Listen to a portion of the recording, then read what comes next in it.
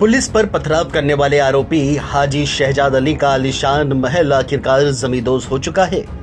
बीते दिन उसके इस आलीशान मकान पर पुलिस ने बुलडोजर की बड़ी कार्रवाई की थी। करीब 20 करोड़ की लागत से बन रहा महल बुलडोजर की कार्रवाई के बाद देखते ही देखते मलबे में जा तब्दील हुआ। बता दें कि पुलिस पर पथराव करने वाले आरोपियों के ऊपर ताबड़तोड़ कार्रवाई की गई। अब इस मामले पर राजनीति भी शुरू हो गई है। मामले पर कांग्रेस नेता प्रियंका गांधी, दिग्विजय सिंह के बाद अब AIMIM के चीफ असदुद्दीन ओवैसी की एंट्री भी हो चुकी है। असदुद्दीन ओवैसी ने सोशल मीडिया पर लिखा कि जिस तरह से MP की सरकार ने हाजी शहजाद अली के घर को ध्वस्त कर दिया, हम इसकी मजम्मत करते हैं। सरकार चलती है तो रूल ऑफ लॉ से, रूल ऑफ मॉब के जरिए नहीं। कल आपके पास सत्ता नहीं रहेगी तो कल जो सरकार आएगी जनता उनको हटाएगी, तो वह क्या सरकार आपकी और आपके जिम्मेदारों के उनके घरों को तोड़ दे?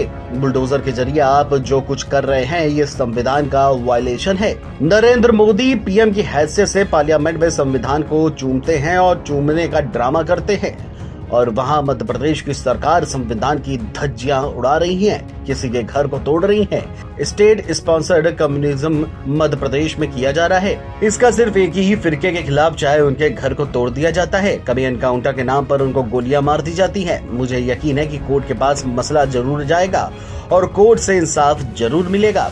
आप भी सुनिए असदुद्दीन ओवैसी ने इस मसले पर क्या कुछ कहा। 21 अगस्त के दिन जो वाक़या छतरपुर मध्य प्रदेश में हुआ, मैं इसकी मजम्मत करता हूँ।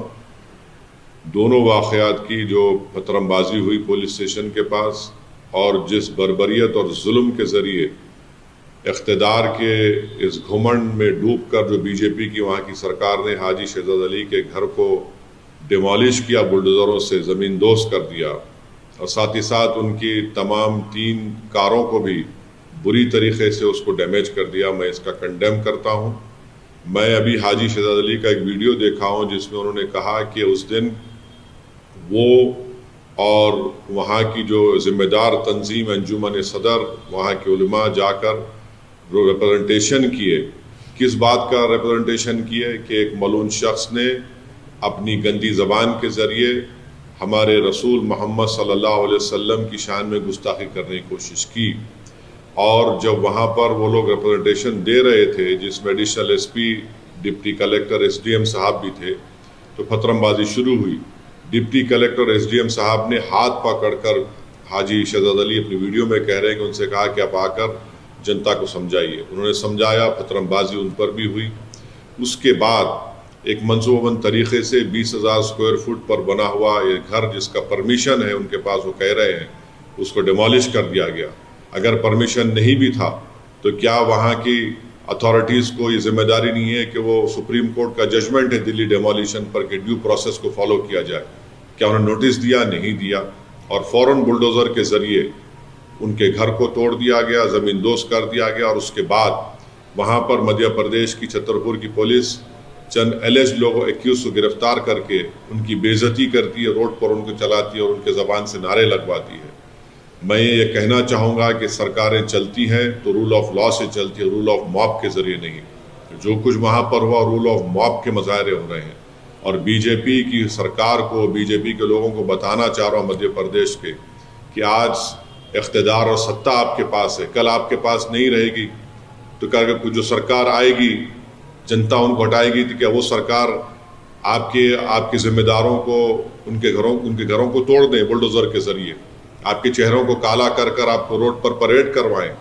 आप जो कुछ कर रहे हैं वो संविधान का वायलेशन है। नरेंद्र मोदी बहैसियत वज़ीर आज़म, प्रधानमंत्री, पार्लियामेंट में संविधान को चूमते हैं और चूमने का ड्रामा करते हैं, और वहाँ पर BJP की सरकार संविधान की धज्जियाँ उड़ा रही है। किसी के घर को डिमोलिश कर दिया जाता है, किस बुनियाद पर? क्या ये सिविलाइज सोसाइटी के मज़ाहरे हो रहे हैं? बल्कि हम ये देख रहे हैं कि एक state sponsored communalism Madhya Pradesh में किया जा रहा है, सिर्फ एक ही फ़िरक़े के खिलाफ। चाहे उनके घर को तोड़ दिया जाता है, कभी एनकाउंटर के नाम पर गोलियां मार दी जाती हैं। ये आखिर कब तक चलेगा? और मुझे यकीन है कि कोर्ट के पास ये मसला ज़रूर जाएगा, वहाँ के ज़िम्मेदारों ने बताया है, और कोर्ट से इंसाफ होगा।